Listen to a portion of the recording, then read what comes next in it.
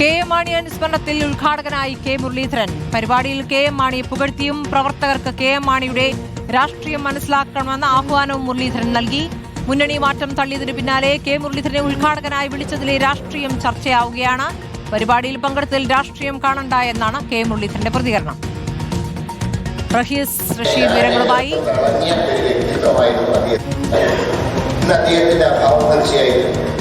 കേരള രാഷ്ട്രീയത്തിൽ അത് മുഴച്ചു തന്നെ നിൽക്കുന്ന അങ്ങനത്തെ ഒരാളുടെ അഭാവം. കാരണം എല്ലാ കാര്യങ്ങളും ഉദ്ദേശം കൊടുക്കാൻ നിയമസഭയിൽ ശക്തമായി തന്നെ വിഷയങ്ങൾ അവതരിപ്പിക്കാനും എന്നാൽ അതേസമയം രാഷ്ട്രീയ എതിരാളികളോട് മയത്തോടുകൂടെ പെരുമാറും.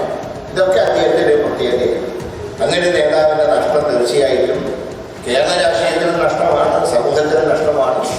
പക്ഷേ അദ്ദേഹം ഒരു വ്യക്തി എങ്ങനെയാണോ പ്രവർത്തിച്ചത് അത് പ്രാവർത്തികമാക്കുന്നതാണ് അദ്ദേഹത്തിന്റെ അനുയായികളുടെ ചുമതല. മറ്റ് രാഷ്ട്രീയമൊന്നും കാണേണ്ട ആവശ്യമില്ല. മാണിസാർ ഇപ്പോഴും ഞങ്ങളുടെ സ്വത്ത് തന്നെയാണ് കേട്ടോ. മാണിസാറിന്റെ പാർട്ടി ഞങ്ങളുടെ പോയില്ലെങ്കിൽ മാണിസാറിനെ അങ്ങനെ ഞങ്ങൾക്ക് കൊടുക്കാൻ കഴിയില്ല. കാരണം ഞങ്ങളുടെ എല്ലാ ഐശ്വര്യങ്ങളിലും വന്ന് മാണിസാറിനുണ്ട്. റഹീസ് റഷീദ് വിവരങ്ങളുമായി. റഹീസ്, ഇപ്പോൾ കെ എം മാണിയെ UDFന്റെ ഭാഗമായി തന്നെ കണ്ടുകൊണ്ടുള്ള പ്രസംഗമാണ് അദ്ദേഹം നടത്തുന്നത്.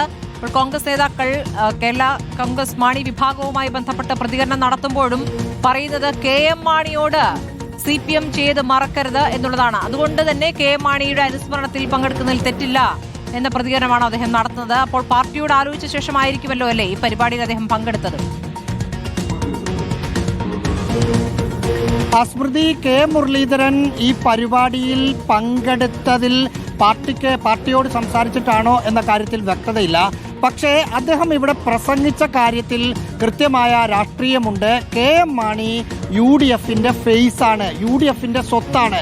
അദ്ദേഹത്തിൻ്റെ പാർട്ടി ഇപ്പോൾ ഞങ്ങൾക്കൊപ്പം ഇല്ലെങ്കിലും ഈ കേരളത്തിൽ UDF കൊണ്ടുവന്ന എല്ലാ വികസന പ്രവർത്തനങ്ങളുടെ പങ്ക് കെ എം മാണി എന്ന കേരള കോൺഗ്രസ് എമ്മിൻ്റെ നേതാവിനുണ്ടായിരുന്നു എന്നാണ് കൃത്യമായി കെ മുരളീധരൻ പറയുന്നത്. അതിൽ അദ്ദേഹം 2-3 പദ്ധതികൾ എടുത്തു പറയുന്നുണ്ട്. കോക്ലിയർ ഇംപ്ലാന്റ് ശസ്ത്രക്രിയാ പദ്ധതി നിരവധി കുട്ടികൾക്ക് കേൾക്കാൻ ഉള്ള സഹായം ചെയ്ത പദ്ധതിയാണ്.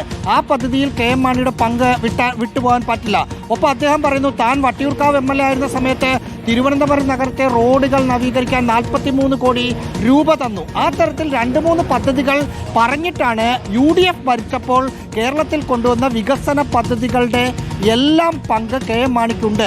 അദ്ദേഹത്തിൻ്റെ പാർട്ടി ഞങ്ങൾക്കൊപ്പം ഇല്ല എന്നതുകൊണ്ട് അക്കാര്യം വിട്ടുപോകുന്നില്ല എന്ന് തന്നെയാണ് പറഞ്ഞത്. അതിനുശേഷം നമ്മൾ അതിൻ്റെ രാഷ്ട്രീയം ചോദിച്ചപ്പോഴാണ് കെ എം മാണിയെ പോലുള്ള ഒരാളുടെ ജന്മദിനം എന്ന് പറയുന്നത് കേരളത്തിൻ്റെ പൊതുവായ ജന്മദിനമാണ്, അതുകൊണ്ടാണ് അതിൽ പങ്കെടുത്തത് എന്നാണ് പറയുന്നത്.